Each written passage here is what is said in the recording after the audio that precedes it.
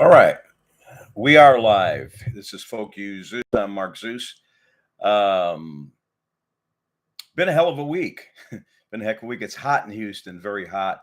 I just had one of my air conditioners in my bedroom go down. It's been on its last leg. But long story short, dealing with heat here in Houston.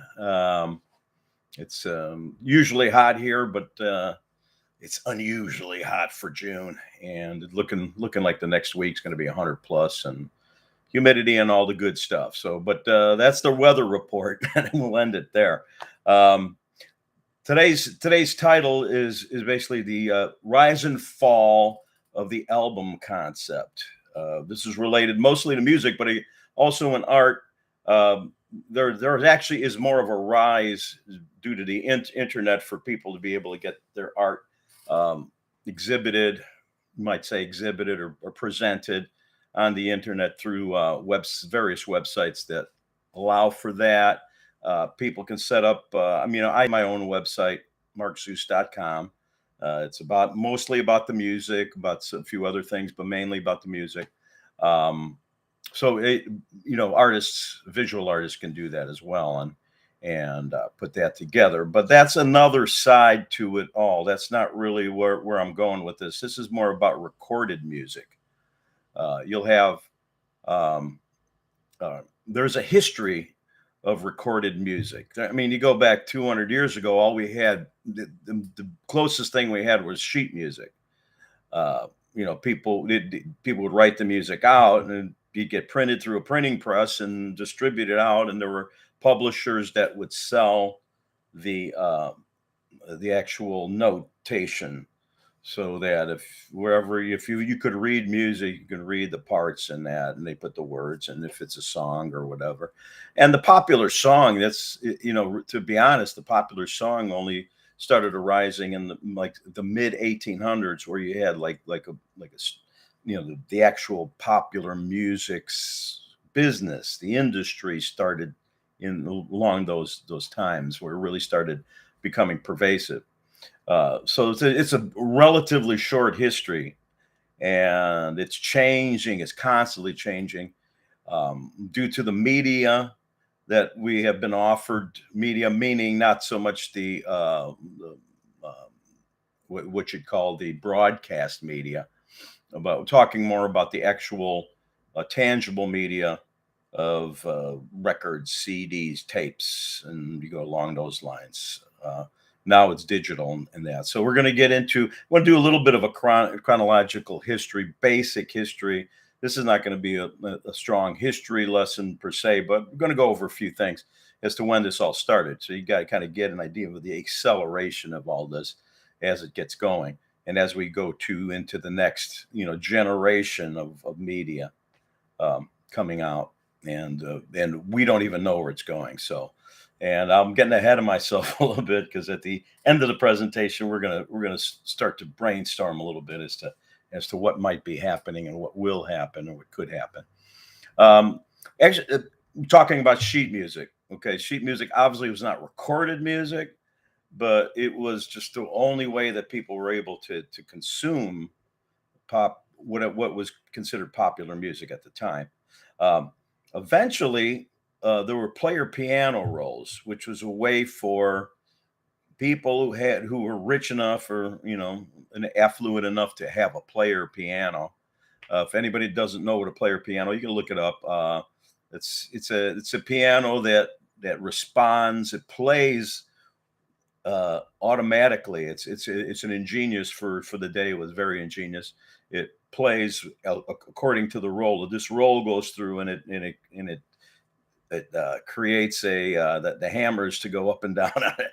I don't know. This is not a mechanical lesson either, but in general, those were very popular. They came out, and like I said, because of the inability for most people to afford a player piano, they reached a certain amount of popularity and didn't move on. But the first actual commercial means of music production was came out during the like it was 1925. I think it was 1925. The 78 RPM record came out, and yeah, I was doing a little bit of research, and it was actually a shellac. If you look at 78 records, they're very hard and brittle, and they held up, but they'd break if you drop one. Is like shattering. It's to as opposed to later on the vinyl album took over. In the vinyl, you could drop a vinyl album and it wasn't gonna might scratch, you know. So that was the big pro. So every medium has its ups and downs. There's reasons why through history that a certain medium was popular, and not just because of technology, but because of culture and technology and once people started getting automobiles, that changed it. So, but we can go back to like 1925 and look at 78 records. Now, obviously, the big problem with 78 records and the technology of the time is these records were mostly like maximum per side 5 minutes. They were 5 minutes, so you could two quick pop songs or one long epic or whatever you want to call it. But I mean, there wasn't a whole lot. I mean, eventually I think they got more onto the 78s. But it never reached a point to where you got to figure it was a record about 10 inches long, and they had to put the grooves in, and it spun real fast. So you didn't have a lot of room to fit everything in. Quality wasn't great. We know the concepts of stereo versus mono being one feed, stereo's dividing into two separate, so you can go left, right. So that was a mono system right then. And then when we eventually got into uh, after the 78 at about the same time simultaneously at 45 RPMs. Now RPMs revolutions per minute. So for people that are dialing in that might not know the terminology or what that means, that means how fast these records are spinning. 45 revolutions per minute. 78, you can imagine the difference between that. And if anybody remembers 45 spun pretty quick, because then we eventually got used to 33 and a third revolutions per minute, and that what's eventually became the LP. But back when the 45s came out, they were the most popular because that the hit machine was starting. There was like popular songs and being pushed by publishers, and that was the best. And that was a good way to start. Jukeboxes started coming out, so that was a good way to get your product into jukeboxes. Was through that medium, and so you had that. And then people had small phonographs, and they were using. If you remember, I mean, I'm old enough to remember stacking 45 RPM records, and they'd have the automatic one. They play that one. They comes out, next one. Then you could probably play about maybe 8 to 10 songs before it gets too stacky where your needle is going to get risen up. So all these little factors go into, well, maybe 45s would still be around if there were certain factors that kept them here. But obviously, you won't see anybody selling 45s anymore. But I knew people that were selling 45s well into the late 70s, early 80s. They were still kind of a thing where you had your single, you put out your single. Now the difference, getting into tape a little bit. I don't want to dwell on too much of anything in one thing right now, because I want to get to what's going on now. But the history is kind of important to see how things evolve and why the next thing kind of happened.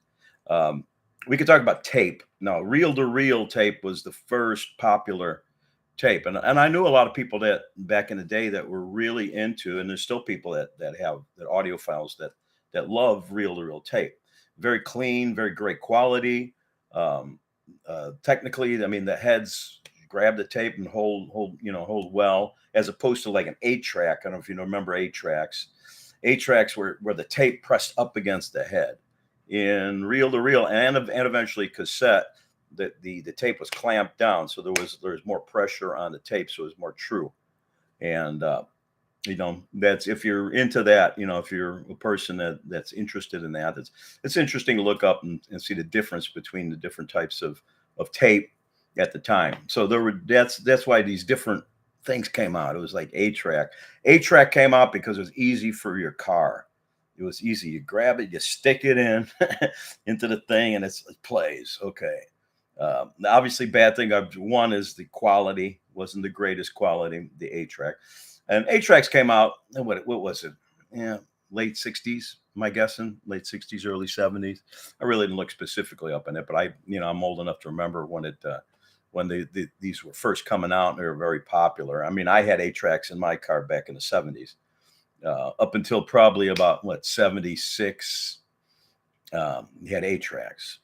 Now, cassettes were around long before even 8 tracks. Then the beautiful thing about cassettes now is that you could copy cassettes from an album. You can't. Nobody had an album press, or in order to make albums.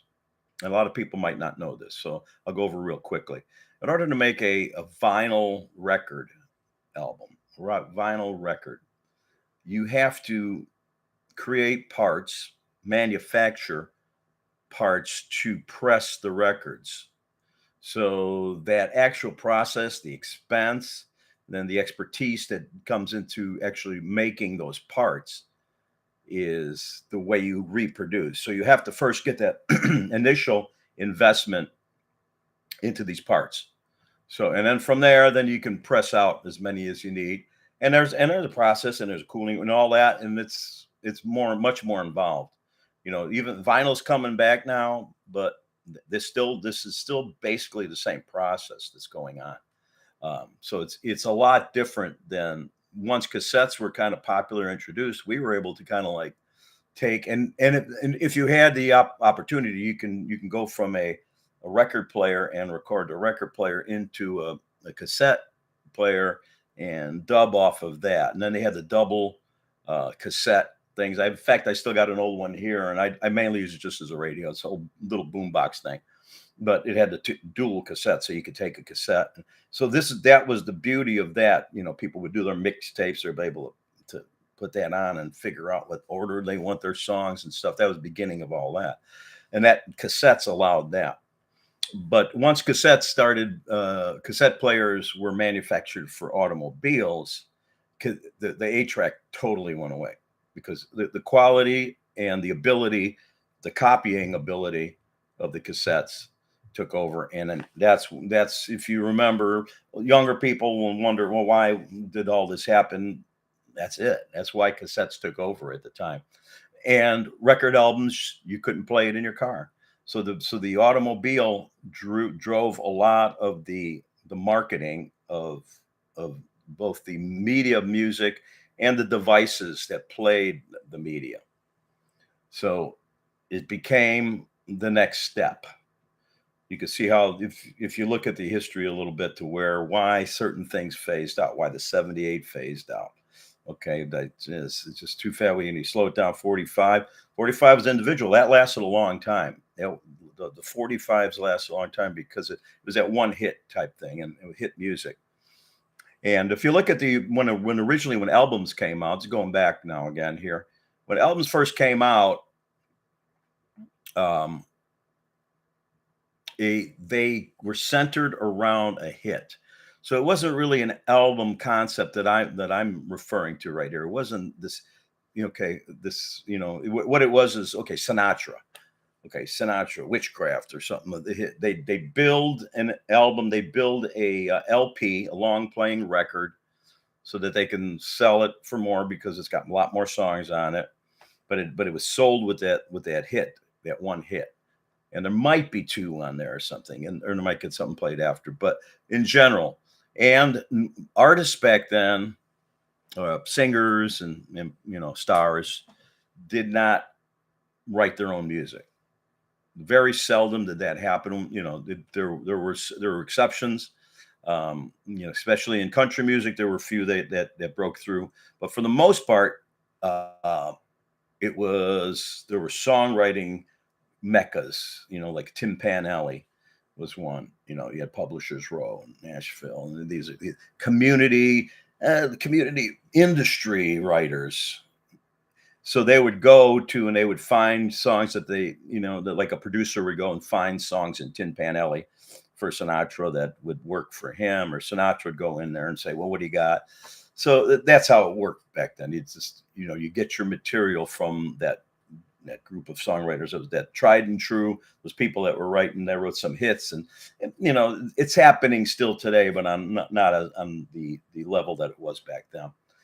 So I mean, it was those were the albums were built. So there wasn't so the ability to get a compilation concept.